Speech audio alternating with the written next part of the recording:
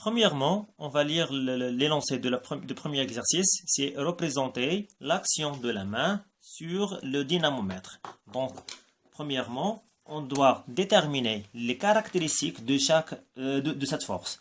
Il y a 4 caractéristiques. Il y a le point d'action et la droite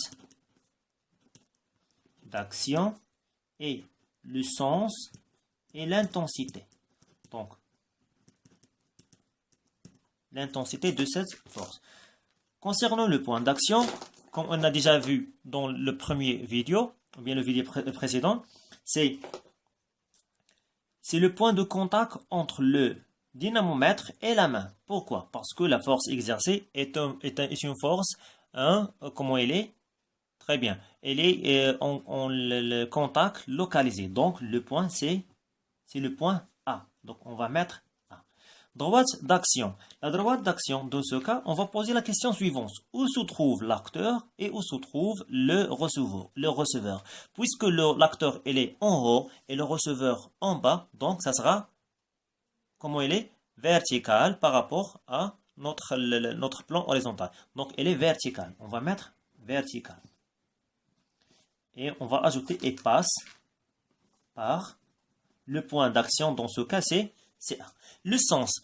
Maintenant, on va relire la question, représenter l'action de la main. Donc, on ne va pas représenter l'action du ressort, on va représenter l'action de la main. Donc, qu'est-ce qu'il fait la main? Est-ce qu'il tire ou bien pousse? Donc, il va, ou bien il tire. Puisqu'il tire, donc vers le bas. On va mettre de A vers le bas. Très bien.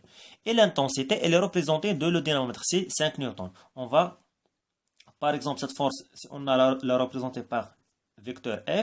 Donc, on va mettre F sans vecteur j'ai dit, et 5 newtons. Maintenant, on va calculer l'échelle, ou bien calculer la longueur de la flèche qu'on va dessiner. Premièrement, on a l'échelle 1 cm qui représente 2 newtons. Et puisqu'on a dans ce cas 5 newtons, on va le mettre ici. Et on va mettre la règle de 3. Donc, règle 3 va dire 1 fois 5 divisé par 2 est égal à 2,5 cm. Maintenant, on va dessiner la flèche. Premièrement, on va représenter le point d'action par une croix. Après, on va représenter la droite d'action par une ligne ou bien une droite discontinue, comme ça. Et après, on va commencer 2 points d'action vers le bas. Et on va calculer combien? 2,5 cm. 2, c'est 1, 2,5. On doit le bien dessiner, cette flèche. Donc, c'est la force F. J'espère que vous avez compris cet exercice. Donc, on va aller maintenant au deuxième exercice à appliquer. C'est exercice 2. Premièrement,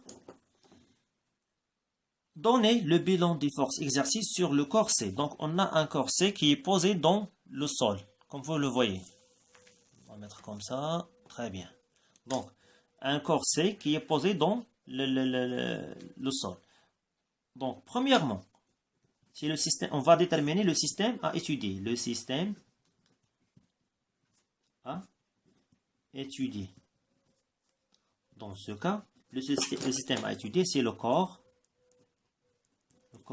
C. La première force exercée sur le corps C, c'est la force de quoi? De la réaction du sol. La réaction, ou bien l'action du sol. La réaction du sol sur le corps C. Deuxièmement, on va la représenter par F. C'est l'action de la gravité sur le corps. Le corps, c'est très bien.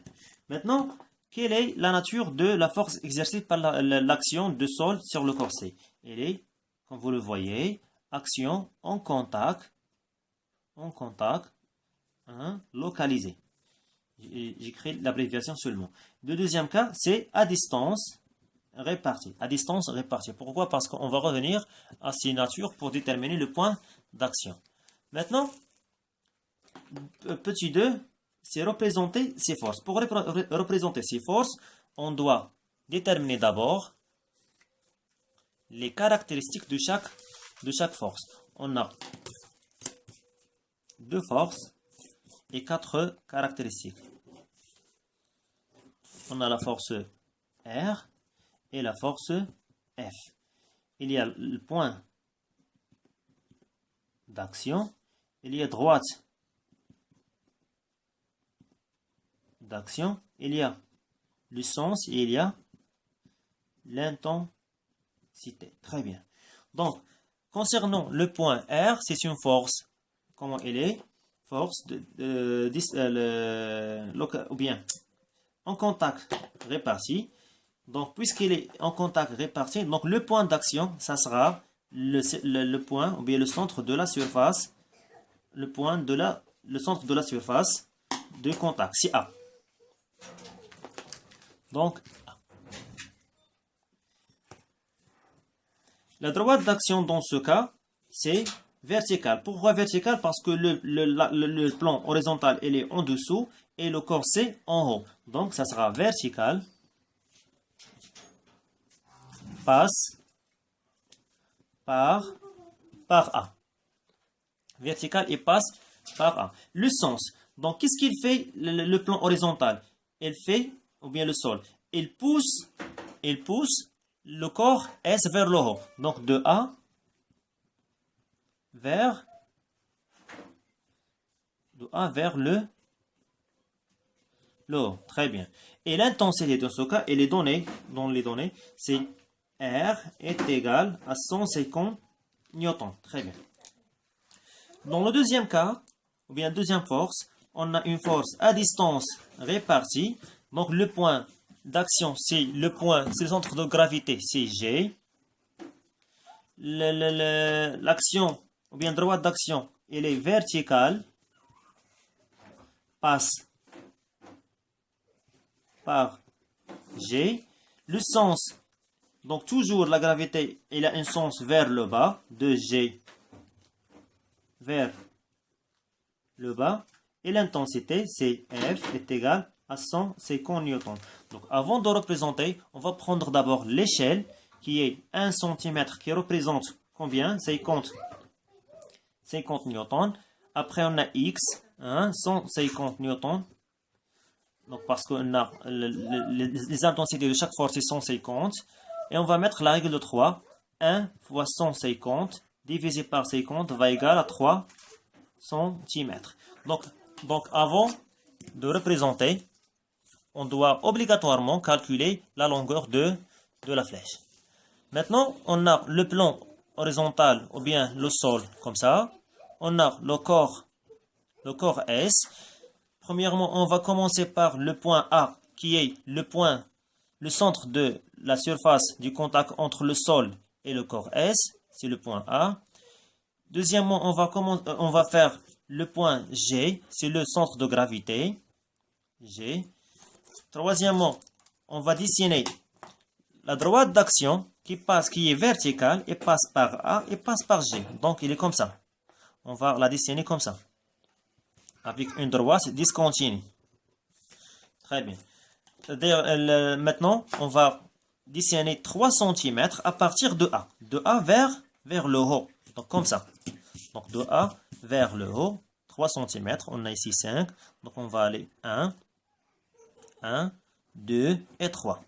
1, 2 et 3. Donc, c'est la force R. On doit la représenter comme ça. Et à partir de G, on va aller vers le bas. Aussi, on va calculer 3 cm. 1, 2 et 3. 1, 2 et 3. C'est la force F.